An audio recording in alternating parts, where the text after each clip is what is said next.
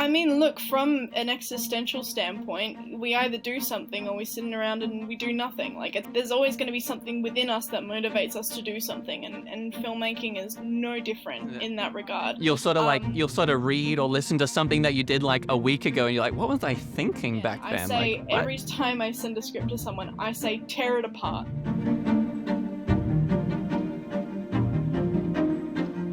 Sarah Legg is a talented young filmmaker based in Perth, Western Australia. She made her first short film in 2020 called Poppy and has now ventured into making her own feature films, with her first feature titled Cherub Head, inspired by a novel called The Prince by Niccolo Machiavelli. We'll be diving into some of the things she's learned and really aim to get into the nitty-gritty details of filmmaking. So, hi Sarah, how you doing?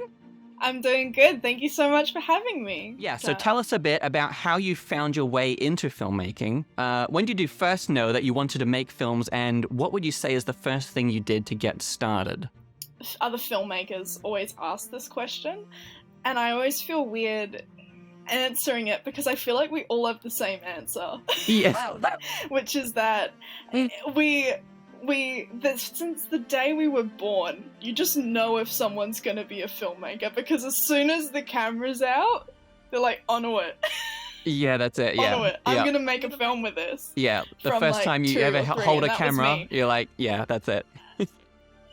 This is it. This is my fate, locked in at 2 years old. Yeah. Like, I originally thought I wanted to be an actor, and so I studied acting for a while. And so I guess going on to the next part of the question, I studied drama throughout pretty much all of my childhood and teenagehood, and so originally I was thinking that I was going to be a theatre actor, and then I thought, no, I'm going to be a film actor, and then I went to do Cherub Head, and then I realised, oh no, I actually don't want to do acting, I want to do directing. So that was the journey, and actually making the film was what made me realise that I wanted to be a director. Funny. Oh really? Enough. Oh, that's cool.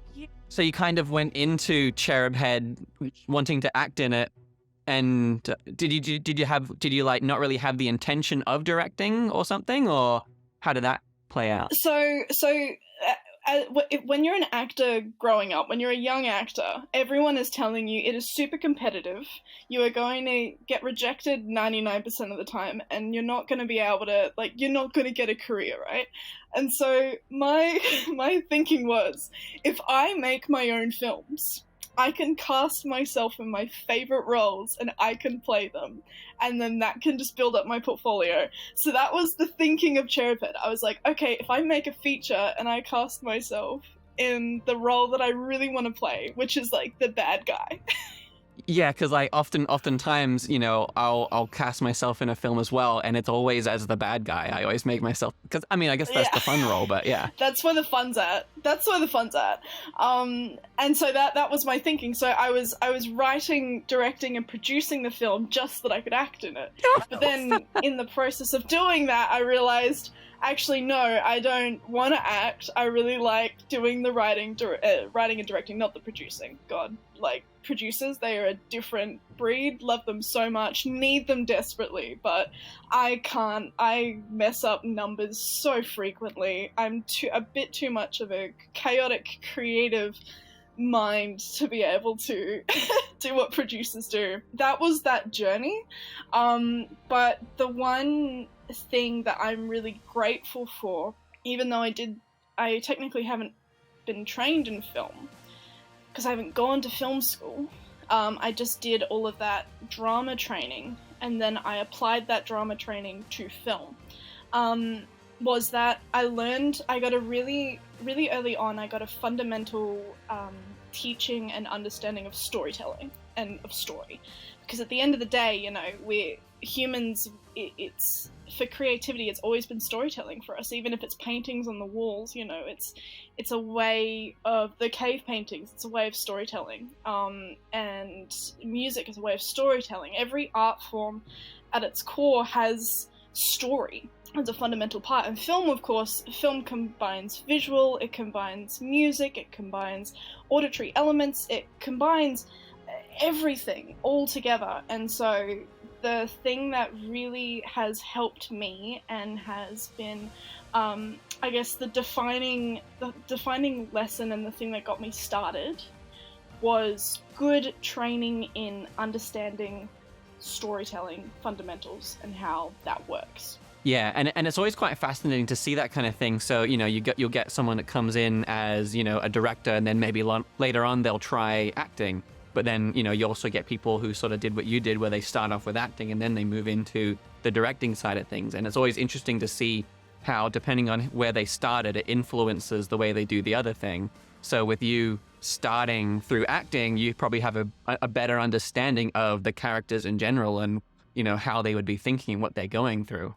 Yeah, and it's that's why I sort of say, once you have that really great fundamental understanding of storytelling, you can kind of, as long as you nail the technical aspects, you can get by jumping through different mediums as well. Like you can get by. I mean, I don't know, I cannot play an instrument to save my life, but I can tell a story with music, right? And I cannot, I'm so bad at drawing. I cannot get, structures painted correctly. I can't get ratios painted correctly. But when I do, and when I manage to, or when I get AI to do it for me, I can tell a story with that. It's always very interesting to see, actors, as you say, actors jumping into different roles and vice versa. Theatre directors going into film. At the end of the day, it's all down to one essential core, isn't it? Yeah, that's it. And as artists, I suppose, we kind of have to, because naturally we're always trying to come up with new things, and part of that is exploring new things and new ways of, achieving what it is that we want to do.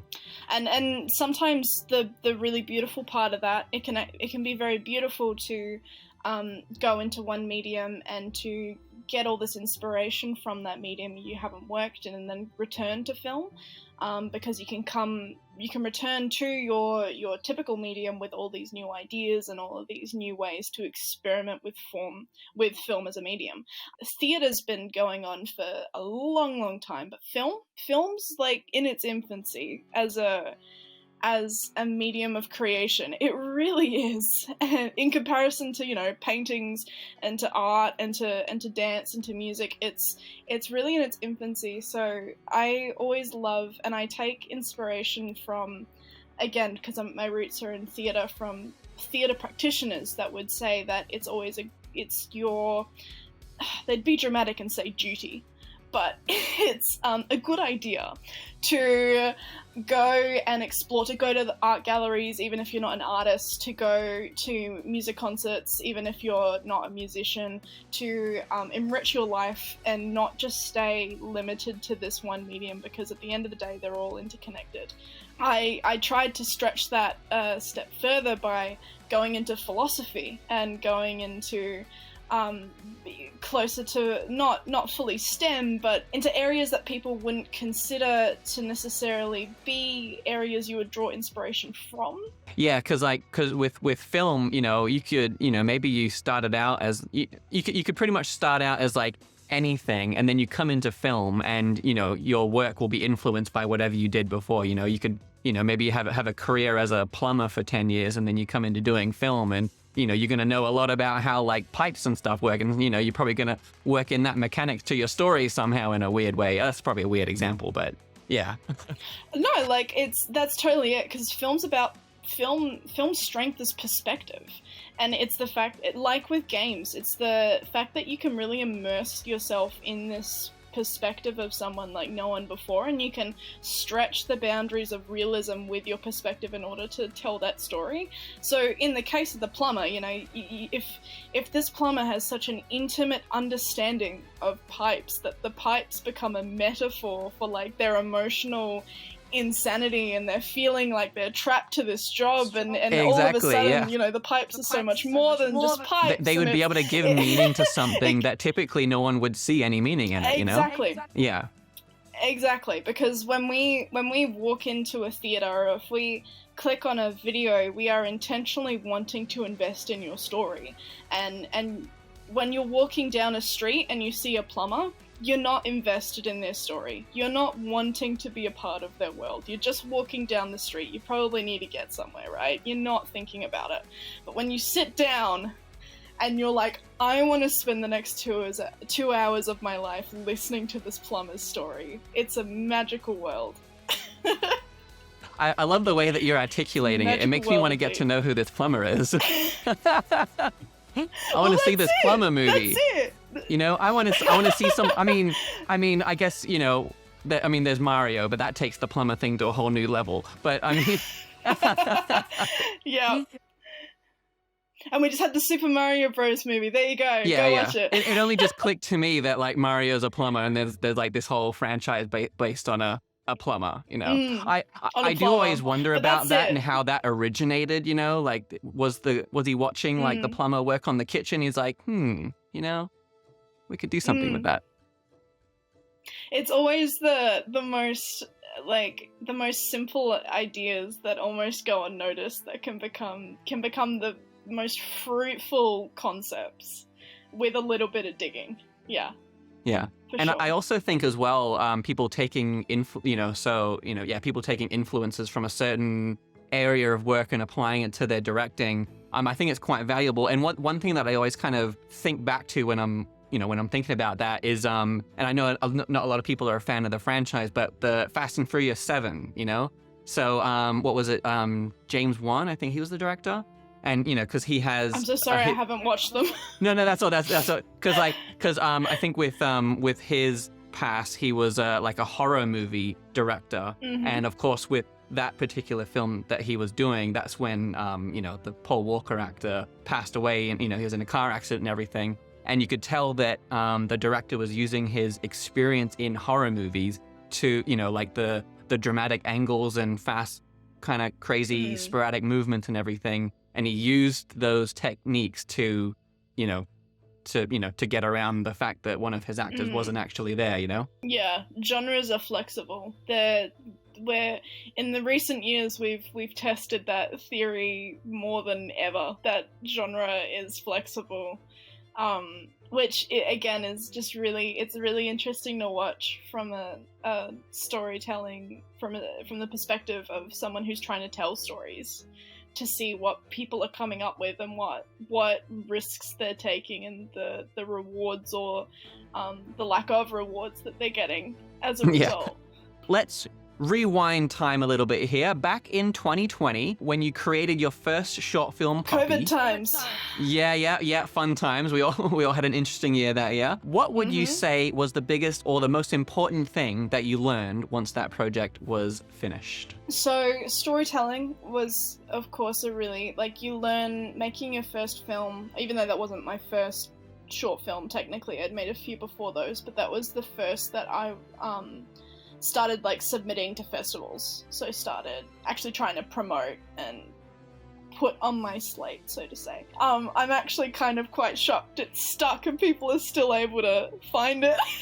I didn't hide it well enough. Anyway, yeah, it was my 8-hour short, my final year of high school. COVID had happened and I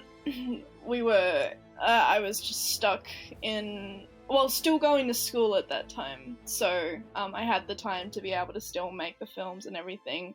But storytelling was a big part of it. When you're making a film, your early films, you do learn a lot about the usual show not tell, how to craft, how to get the pacing right, what's the rhythm of a film, what soundtracks where, what scenes.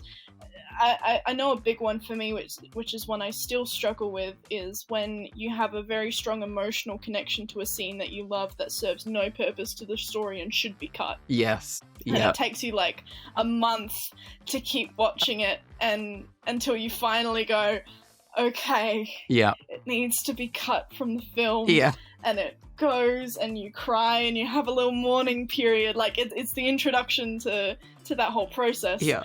I think the biggest takeaway was that filmmaking's hard. It's hard. Yes. It's a hard thing to do. Uh-huh.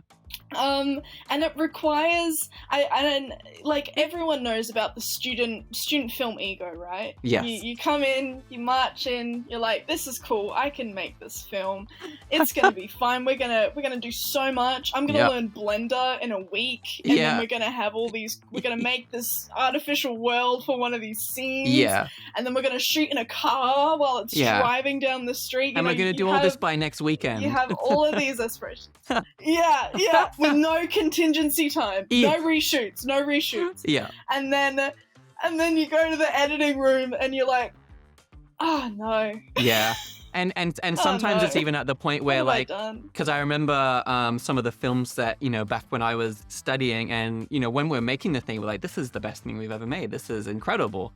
And then it was only really like a year later where like I don't know, I found it somewhere on either YouTube or something, and I was like, this is terrible. This is really painful to watch. Yeah. Luckily for me, I have some artists in my family. Yeah. And they bestowed their wisdom onto me, and they said, Sarah, just write stories about things that you are passionate about. Yeah. Just make sure that they're about things that you're passionate about. Mm-hmm. Don't fall into trends. Don't fall into this need to do these great things and to be cliche. Just do your first few films, just make them about something that you care about. And as a result, like, Poppy was something that I really cared about, and the films that I have made have always been tied to topics and political issues that I have been quite passionate about and passionate about exploring. And so as a result, all the films that I've done, I haven't quite had that feeling yet, luckily, of pure regret. Because I cringe. I cringe internally. I'm like, why didn't I use this lighting setup? You know, yada yada yada. Yeah. But luckily, because I had that advice early on, and I had that foundational understanding of storytelling, I'm not disappointed in Poppy, and I'm not disappointed in Cherub Head as well. A year on from that, thank gosh. Yeah. So that's a bit of advice I would pass on as well. Yeah, that's because it helps you get out of that period slightly unscathed. Yeah, luckily.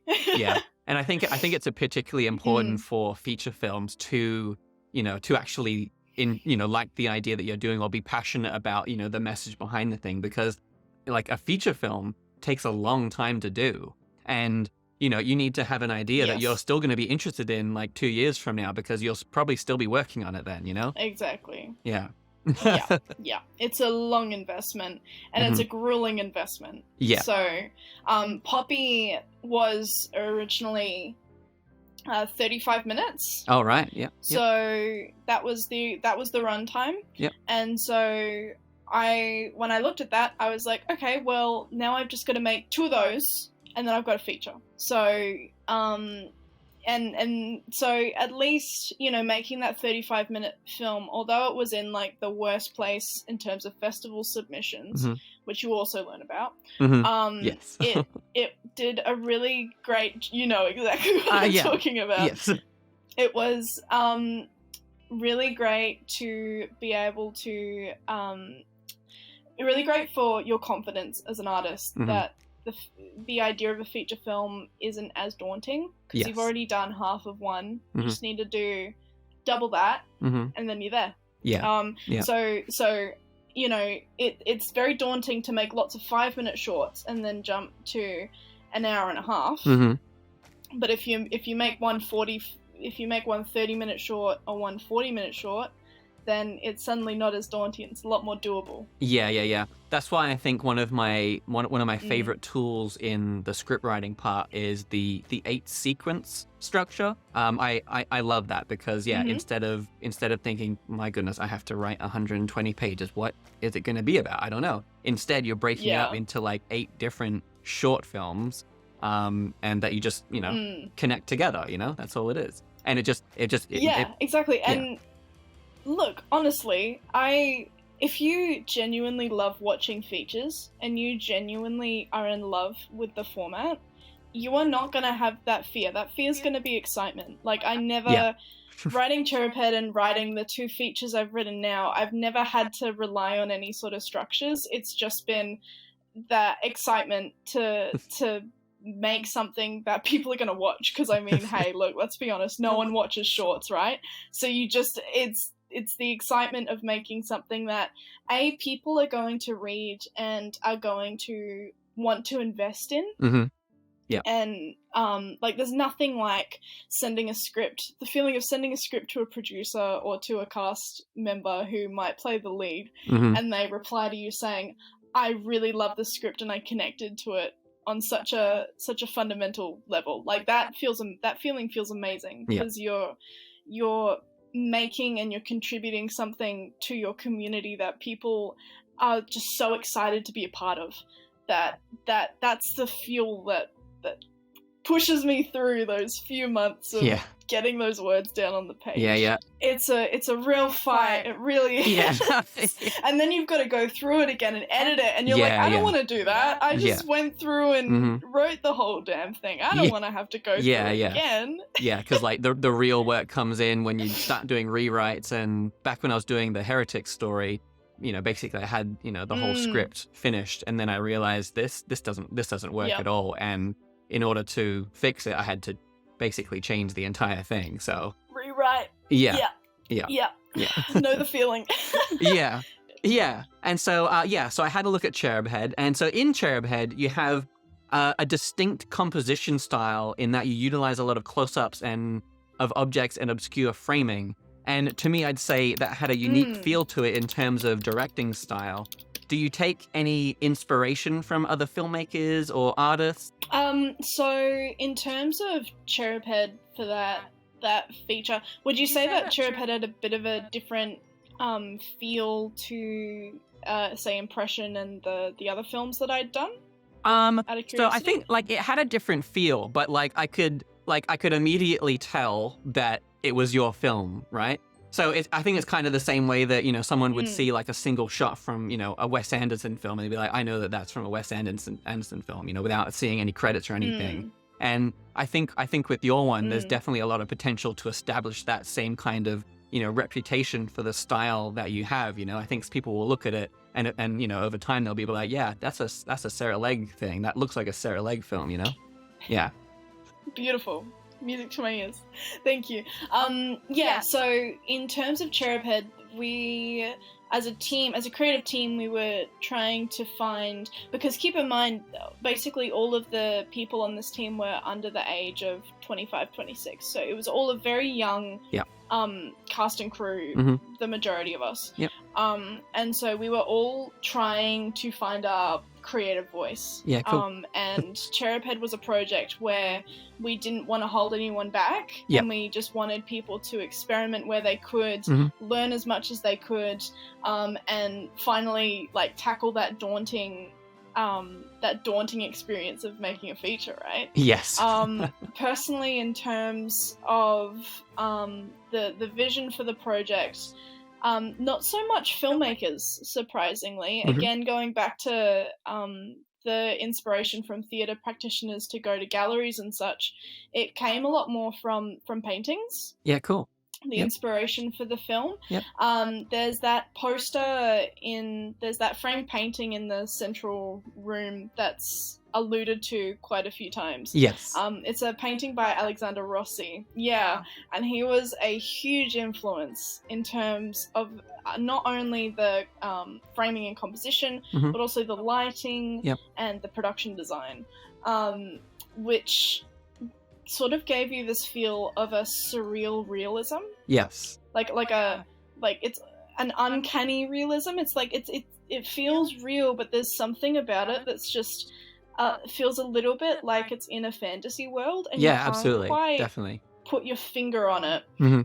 That's the kind of feel as a filmmaker that I personally have been really captivated by. That's the if you were to call it a genre, an artistic genre and theme, that's I'm heading straight down that that line. And for Cherub Head, that was a major influence. And even, you know, paintings with that chiaroscuro lighting, with the going from lights to blacks in quite a harsh harsh transition. We had that for the adoption scene, so that it feels grimy, it feels unsafe. Things like that, all of those compositional elements all actually came from paintings. Yeah, that's cool. Rather than films.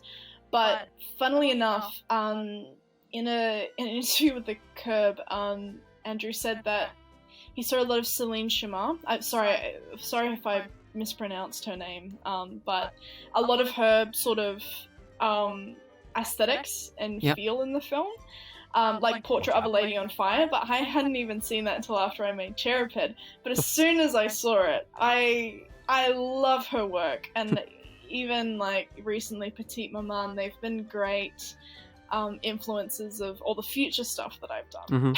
Yeah.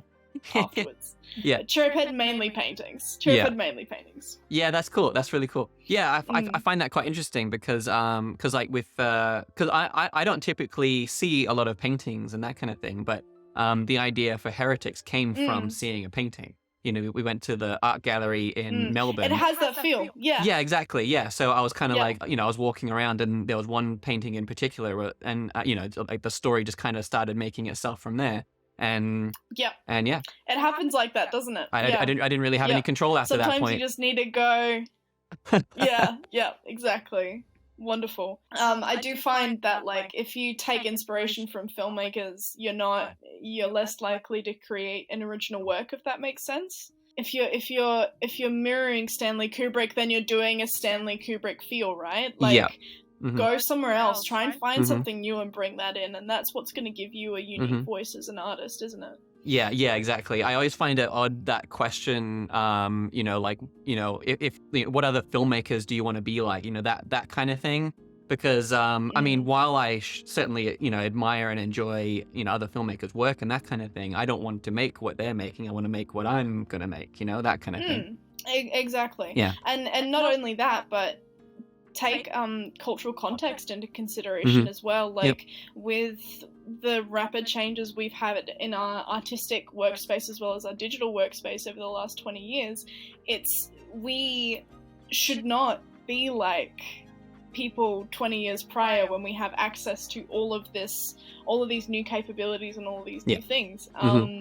It's a matter of looking to the past for inspiration and looking to the future for creation. Yeah, that's it. Yeah, because the requirements of the industry now are way different to what they were before. Yes. Yeah.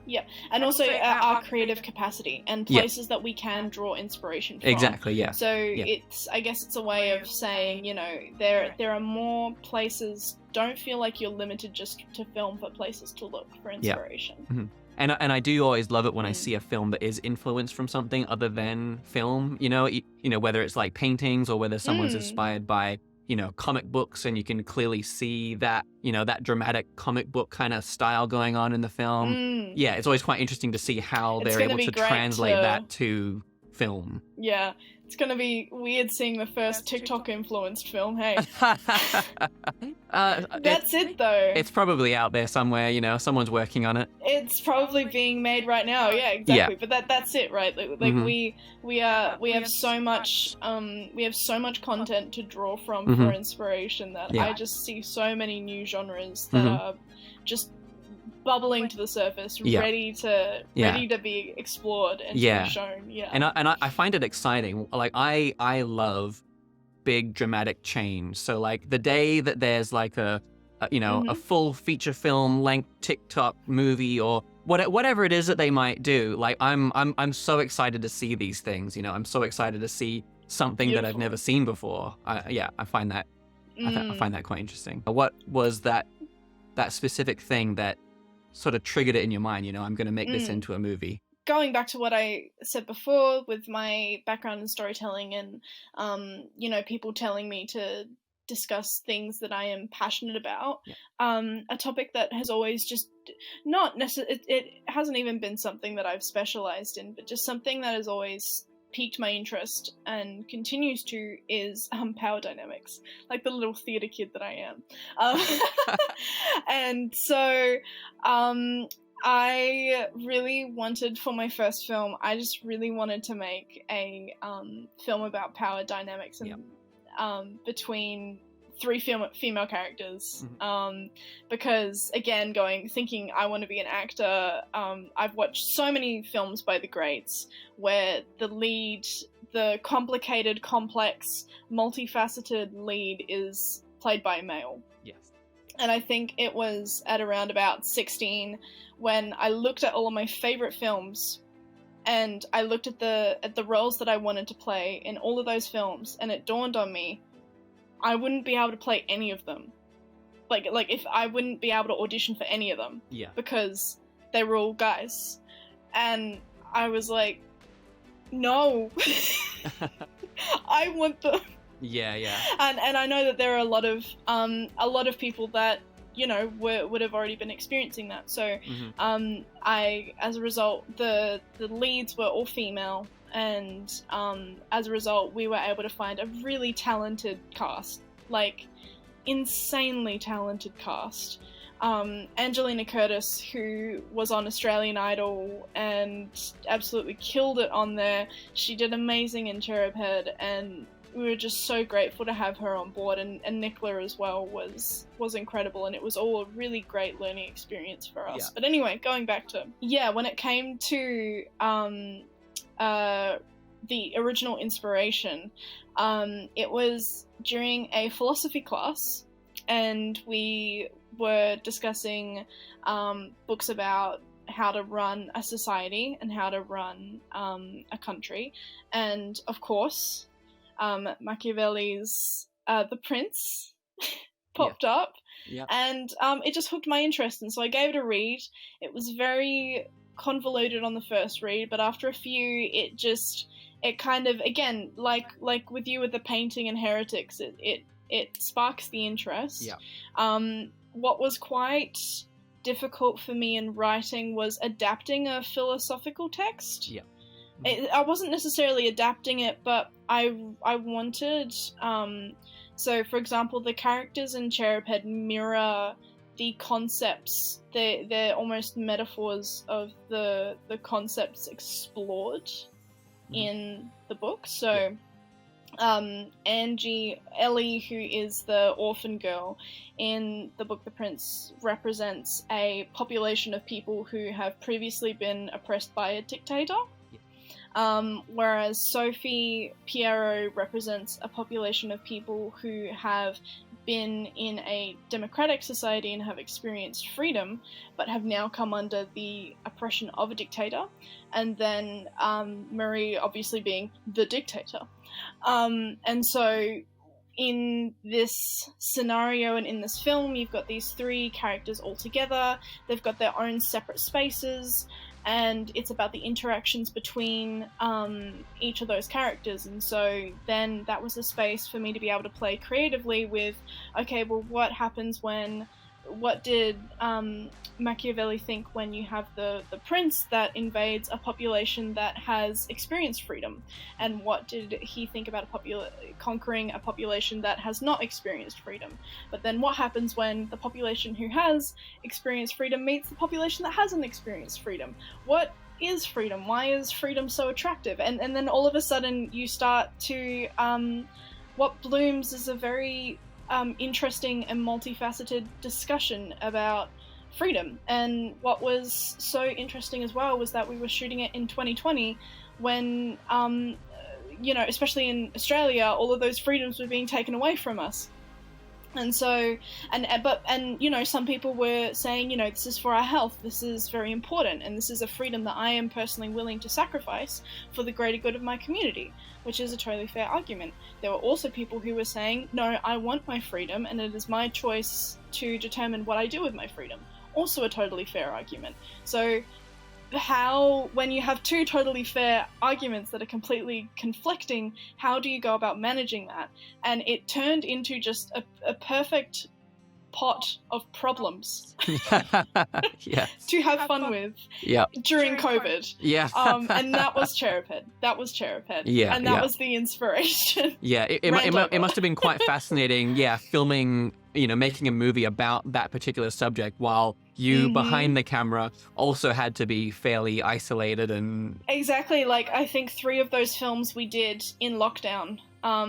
because our DP moved in. We filmed it all in our house. Yeah. The DP and the soundy, the soundy, and I all lived in the same house. So when we went into lockdown and we had to stay there, we were like, well, we can just do all the scenes with just Marie because you're here. Yeah. Yeah. So that turned to work out really well for us. Yeah. But it was a very weird feeling. Yeah. Mm-hmm. Yeah, it's I think it's quite interesting that you're able to take, you know, the concepts from the Prince, you know, topics that I would say are quite, you know, maybe epic and large scale, you know, based on like, you know, society as a whole and that kind of thing. And, you know, you're able to sort of bring that down to, you know, 3 characters stuck in a house together, basically. Exactly. That was the concept, because, you know, if there's a topic that you are very passionate about discussing, but you don't have the budget, there's the problem, right? And so what's the creative solution? Try and bring it down to spaces that you can work with, because humans are very intelligent, and quite a few humans love details and love layers of meaning. And so don't feel like you need an epic budget and an epic cast and an epic crew in order to tell the story of an epic, because again, it comes down to storytelling, and it comes down to what your creativity will let you do as an artist, and how you want to go about telling that, because at the end of the day, it's just about how you tell the story. Yeah, that's it. I think I heard maybe a couple years ago now, like a documentary workshop, but I think it applies for you know, for fictional and drama as well. You know, like, you know, with each film that you're trying to make, you know, you're addressing a problem, you're addressing an issue, but you can't expect that your film by itself will completely solve that issue. But what you can do is just move the needle a little bit further. Oh, like, even this is a bad thing to say, but even thinking that you're going to move the needle, you're doomed to be sad if you think that you're moving the needle. It's this is me with my pure nihilism. It's the way that helps me personally is just you're exploring. Yeah. You're not going to get anywhere, because look, people have been arguing about this for hundreds and hundreds and hundreds of years. You think it's going to suddenly change now? No, it's not. I'm sorry. But maybe my short film will do it. Yeah, exactly. Those 5 people that watch it, they will change. They will be forever changed. That's it. No, it's not. It's just about exploring, and it's about giving someone a thought that they hadn't have had if they hadn't have watched that film. And that's ultimately your power as an artist. Your power as an artist ends there. You cannot expect your film to change a culture and change a society, because you have no control over a society. You have no control over a culture. All that you have control over is your film and your work and your art. And once it's done, once it's completed, it's just out of your hands. I think like, to an extent, and maybe I'm talking just about myself, I'm not too sure, but you know, when making a movie, I think, you know, it might sound, I don't know, maybe it sounds like selfish or something like that, but when we're making a movie, really, in a way, we're just making it for ourselves. And you know, because when I'm making a movie, it helps me sort of discover more things about myself, and I guess which kind of helps it feel a bit more real. And then, you know, I guess just the hope is that someone else can relate to you and they feel the same way about it. I don't know if that made any sense, but you know. Yeah.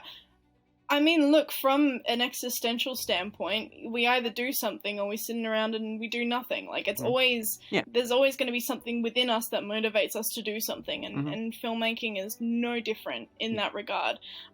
What's really beautiful is that, you know, there is a community around it and there is a demand for it. Like, that's, when there's a demand for something that you want to make, that's wonderful. But I guess the question I have for you, and I have for myself and every filmmaker, is, would we still make films if there was no demand for it and no one wanted to see it? Because I know for me the answer is yes. Yeah. I think for me, I certainly hope that the answer is yes. Hopefully I'm not, you know, like starving or something like that. You know, hopefully I've got the the needs met, in which case, yeah, absolutely. Yeah, Yeah. yeah, there you go. I suppose that's kind of how it is, because especially for people starting out in film, you know, you're most likely going to go for at least a few years, maybe even your entire career, without actually making money from your film. So, for the most part, especially at the beginning, all it's going to be doing is taking these resources from you. So making profit from it can't really be a goal. I mean, it's certainly a fantasy, but a goal, not so much. Yeah, have the wholesome goal of sharing a story with another person. Yeah.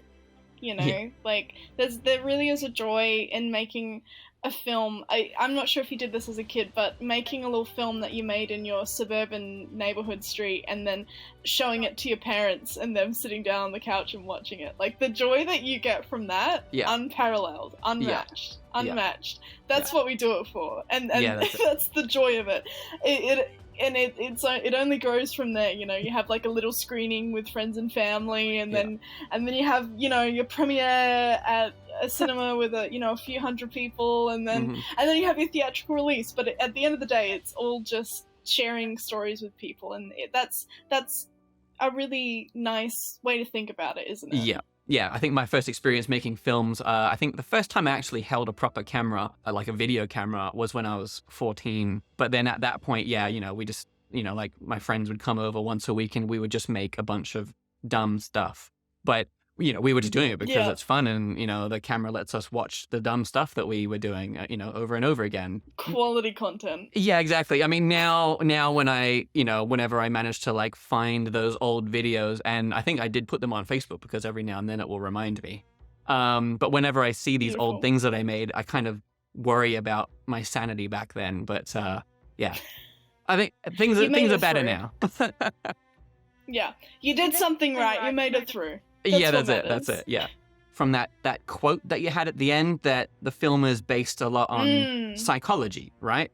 So I would describe Cherub Head as a psychological drama, perhaps that explores the symptoms of insanity to a degree, especially with your character as she unravels as the story moves forward. Totally.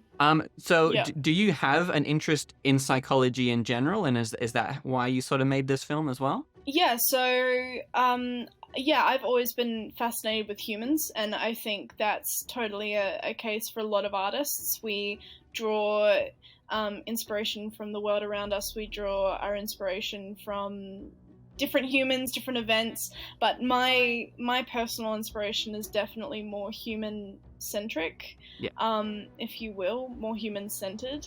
I have always had an interest in psychology and in how humans work, but unfortunately, I don't want to explore that through research, which is a bit of a bummer, because I'd probably make more of a positive contribution to our world if I did.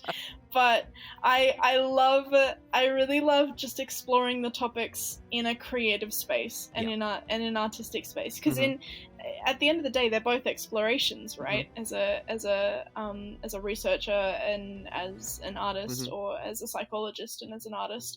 I think to an extent that could probably help even more than just reading research. You could go onto Google and you could read about psychology, but you're just reading a bunch of page of words. Whereas with this one, you're actually kind of going through the emotions. You're going through, like you're experiencing the psychology of the moment.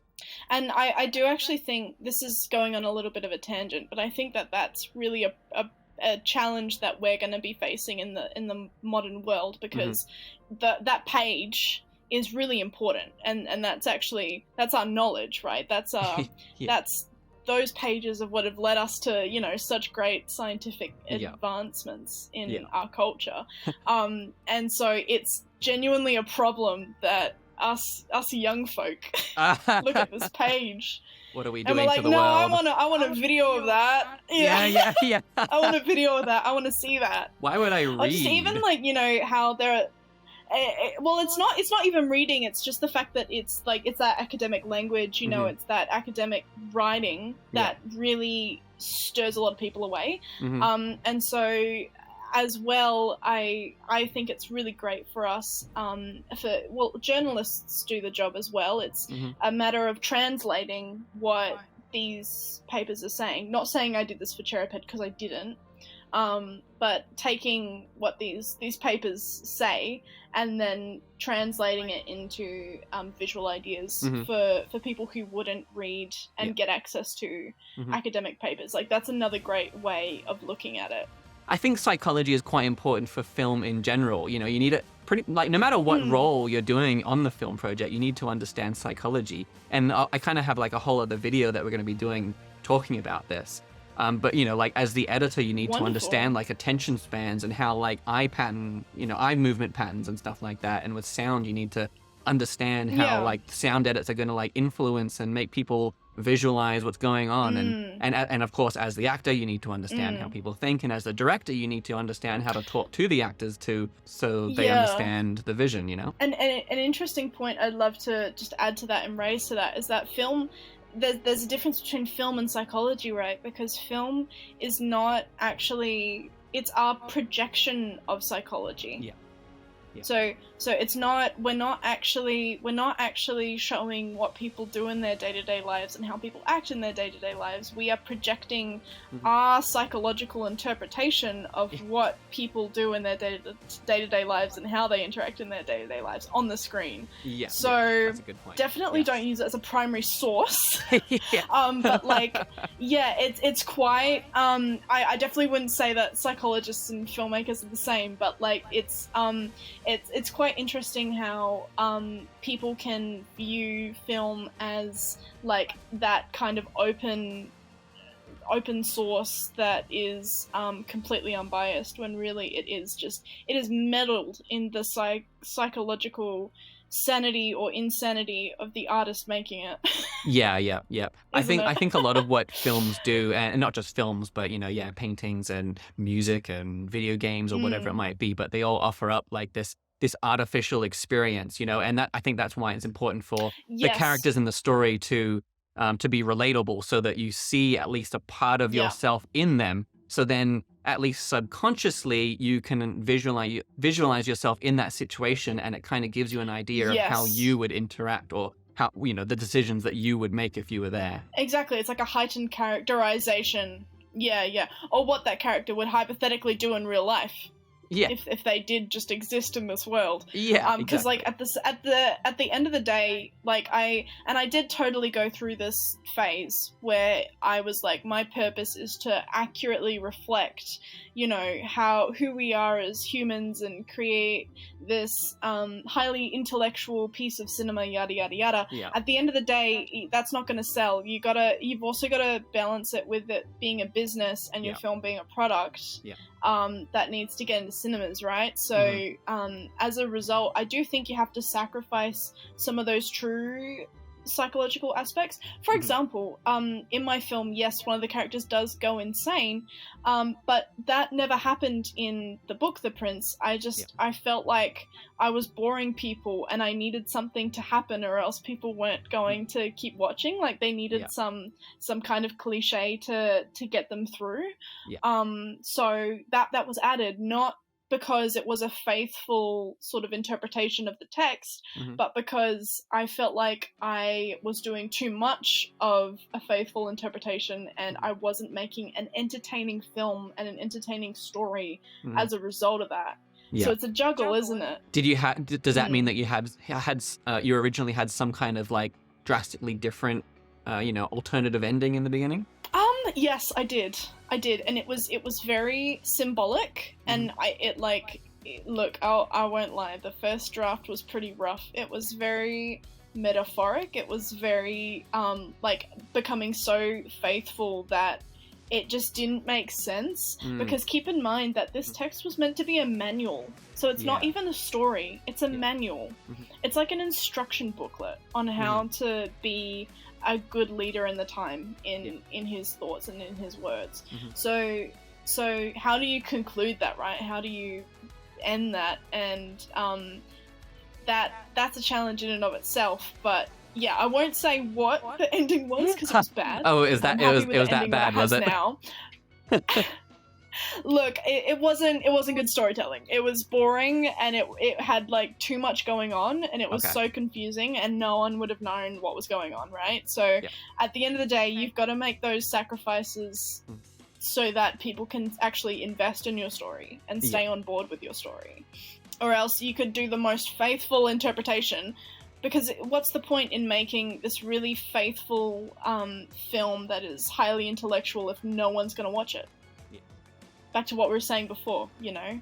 Yeah, you'll have that Like, that group of film 5 lives off people being that watched. make it to the end. You know, Yeah, mum exactly. and dad, and I'm so you know, grateful you made it to the end. You're number 6. Yeah. You're number 6, Aiden. Yeah, that's it. Yeah. It's a privilege. And then the second part of that question as well. What were the challenges in writing, acting, directing, and also producing such a psychologically heavy storyline? Well, from the writing perspective, I did the research, so it was, and that was honestly my little mind palace, if you would, or my happy space, because as a writer, you can just go, like, there are no limits. You can just you can go anywhere you want, and you can explore whatever you want. The possibilities are endless. So writing's my happy space. Oh, that's good. And then producing is like my really unhappy space, where I have to look at the script and go, okay, can we actually make this realistically? So that's really quite interesting right there. Writing is, because like for me it's actually kind of the reverse. See, I mean, while I love writing a story, I hate writing a story. And after going through the entire process, for me, writing the story is the hardest part. And I kind of see like all of those possibilities are part of the challenge, because I can literally do anything. How do I know which is the right way? You know, that kind of thing. Whereas when it comes to the producing side, I've actually always loved doing the producing side. I'm one of. Can you produce my films? Thank you. Yeah, like I'm one of those people. I love spreadsheets. I'll write yours if you produce mine. I love color coding, and I love all that stuff. Yeah, I love learning about new formulas in the spreadsheet. It's all good. I get excited by that stuff. Wonderful. We should really collaborate, because I just know that like we are real yin and yang, black and white when it comes to this. Yeah. I'm like, God damn, the spreadsheets. Yeah, I always found it quite interesting because you know, before I went and studied film, you know, like I hated doing homework. I never did my homework. I never did it on time, or I did it the night before or the morning of, or whatever it might be. But then as soon as I started studying film, you know, as soon as they gave us the assignment, it was basically done, you know? Like, I finished it as soon as I possibly could, and I loved doing the film, the paperwork for the film. Yeah, it was weird. Exactly, yeah. And look, I love filmmaking, don't get me wrong. I'm definitely being quite dramatic here. But, I don't know, I'm just trying to make We're filmmakers, we have to be, right? Somehow, because talking about... Exactly, right? And talking about, look, pre-production, it's such a boring process, man. Like... It can get really dreary really quick. I think that a lot of filmmakers sort of bow out when they learn that. Hell analogy. Yeah, like I think a lot of aspiring filmmakers sort of bow out when they discover that pre-production is the biggest part. Yeah. And it's like it's the biggest slog, if you will. Yeah. So you got to learn to love pre-production, and look, I do love it now. I've learned to love it over all the projects I've done. Yeah. Because you spend like so much of your life there. But yeah, so when it came to writing, that was my happy place. Personally, I just loved it. And then producing, you had to go, okay, well, can you actually make these ideas a reality, Sarah? You know, there were some pretty gory, as you know, some kind of gory moments in the film, and some moments that we just wouldn't be able to do unless we had, you know, certain people, certain crew members, or certain, you know, if we didn't have the locations, yada yada yada. Yep. So that, but again, it's all creative problem solving, right? And if you love that, then you're gonna love filmmaking, because it's all just a lot of creative problems that need solving. Yeah, that's it.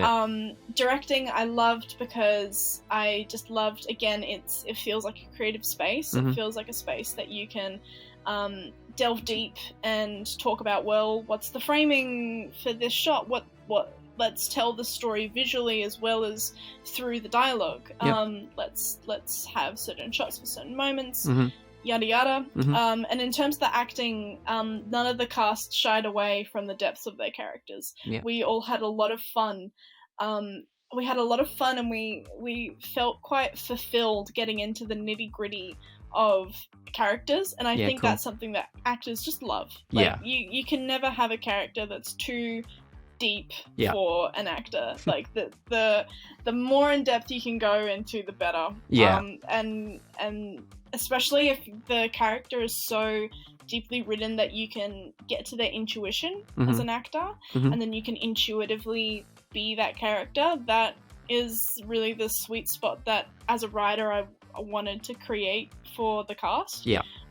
Was the ability to be able to get these characters that they can just sink their teeth into and know so much about, because there are so many layers in the script that they can come to this really happy place with them. So that's what I laid out. The real bummer was that I cannot direct and act, and I have talked to quite a few people. Whenever I see a film now that someone has directed and acted in as a lead, I go up to them and I say, so how was that experience? And I kid you not, I have like a 90% success rate of people saying, horrible, I will never do that again. And that includes myself. Yeah. Because you can play a minor role, like a supporting role. Yeah. Great fun. Great fun. Yeah. If you're a lead, 90% of the time, I am thinking directing is a mental headspace. And you need to be in your head as a director. Yeah. Acting, and especially producing, you need to be in a mental a headspace for that.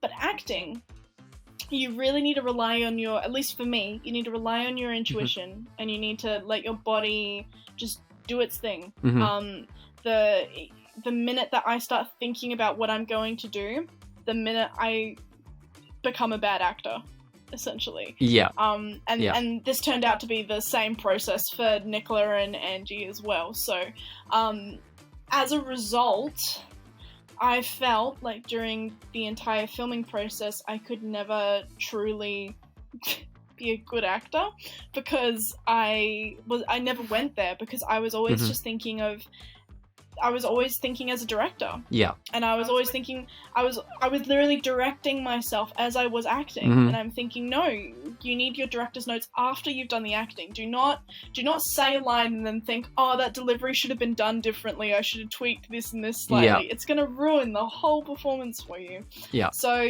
that was really a battle.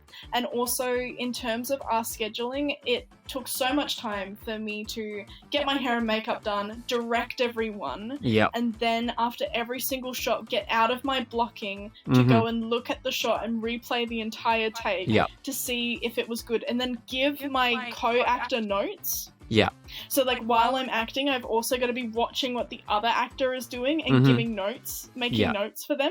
Like it's two separate things, and it's two separate spaces that I just couldn't coexist in. Yeah, exactly. So it's kind of like it's interfering with everything. So then at that point, the producer part of your brain is probably starting to freak out about the schedule for the day, because all these little getting up and down, it chews up time, and it chews up more time than you expect it to. It does chew up time. Yeah.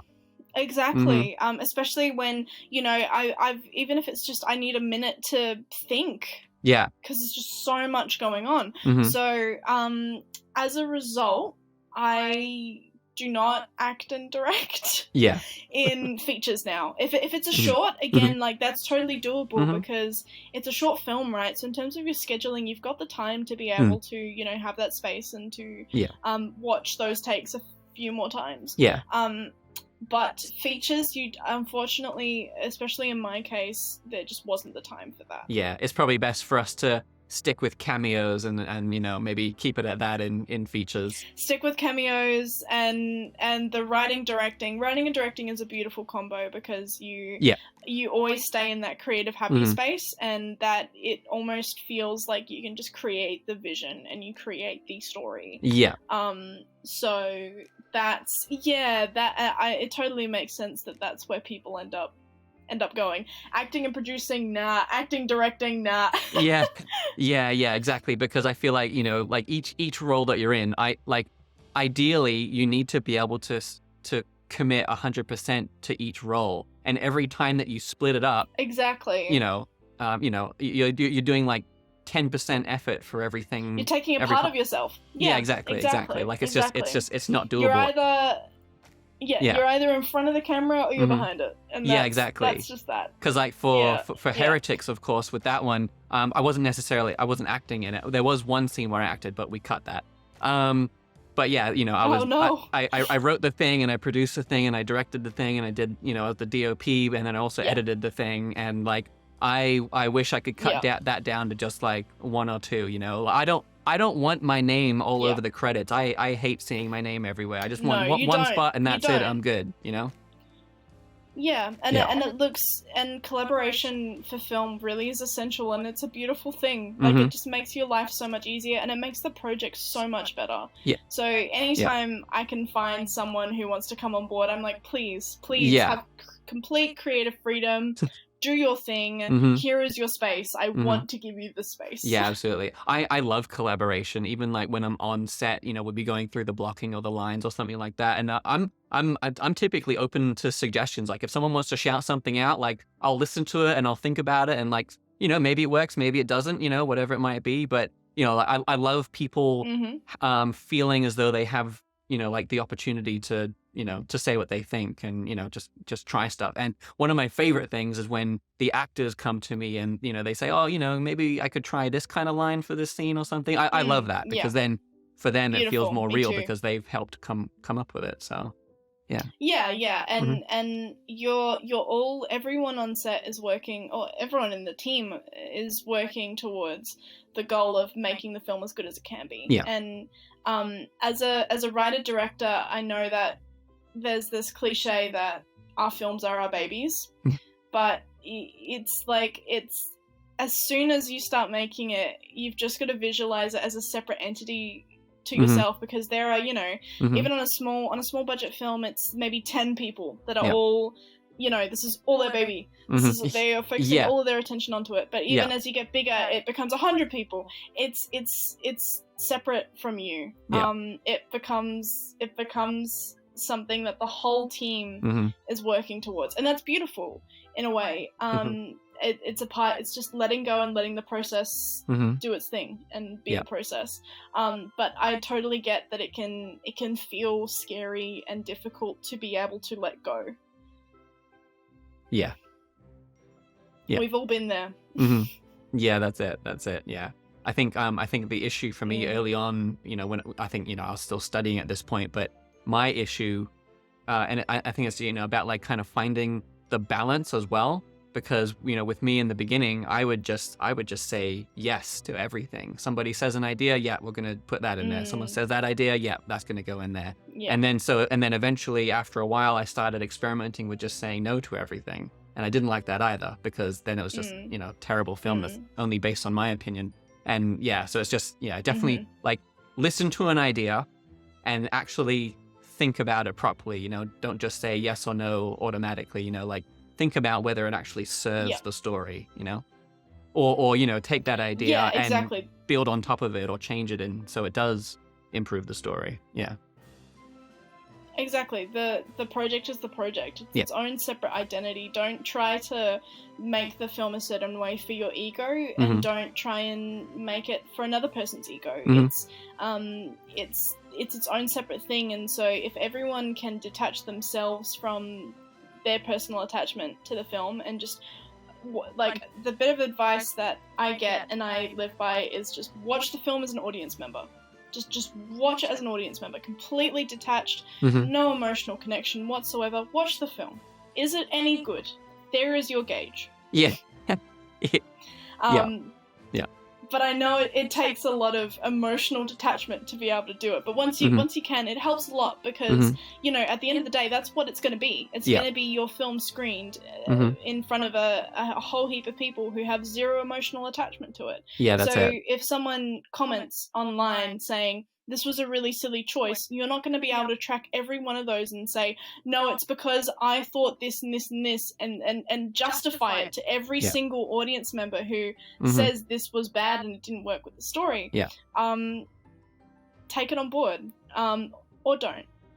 Your choice, but it is its own thing. Yeah, I feel like for a lot of filmmakers, but also, yeah, again, just artists in general, you know, any kind of feedback, whether it just be slightly negative, just the tiniest little bit, feels like a stab to the gut. And I think you need to kind of practice receiving feedback.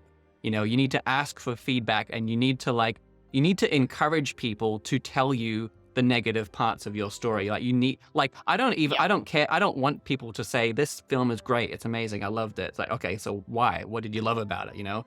But like, what I need to know is what doesn't work so that I can fix it ASAP. Exactly. My worst fear, and I'm sure that this is your fear as well, my worst fear is that I send the script to all of my friends and family and people I know, and they all lie saying it's wonderful, I'm in this bubble. Yeah. And then when it actually goes to an audience, they're not going to give a crap about you. Yeah. They're going to pop that bubble, and they are going to give you their honest opinions. And that's why I keep saying to them, you are literally doing me a disservice by saying it's good. I am very dramatic again. I say, every time I send a script to someone, I say, tear it apart. Yes, tear exactly. Tear it to shreds. Yeah. Because I know that by tearing it apart and tearing it to shreds at this stage, by someone who cares about me and cares about the project, is much better than someone on the internet on the other side of the world who doesn't know me tearing it apart once I've already done it. Yeah.